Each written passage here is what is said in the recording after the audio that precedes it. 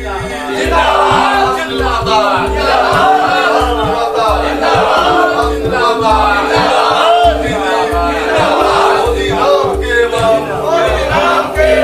मोदी नाम केवलम मोदी शरणं गच्छामि मोदी शरणं गच्छामि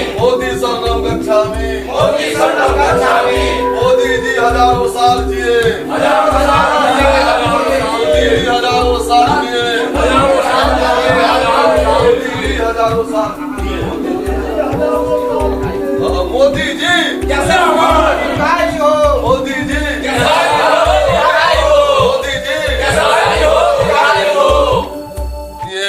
मोदी जी का आज 71वां जन्मदिन है। चूंकि विश्वकर्मा पूजनोत्सव भी आज है।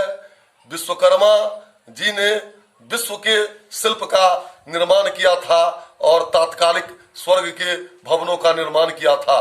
भारत को स्वर्ग बनाने में आधुनिक विश्वकर्मा नरेंद्र मोदी जी गरीब गुरबा किसान नौजवान छात्र साथ ही जल थल नभ राष्ट्र को मजबूती देने में दिन रात लगे हुए हैं। इसलिए विश्वकर्मा भगवान के रूप में भारत के आधुनिक शिल्पकार के रूप में इनकी पूजा हम लोग आज शक्ति केंद्र और बुद्धवाइज करने जा रहे हैं।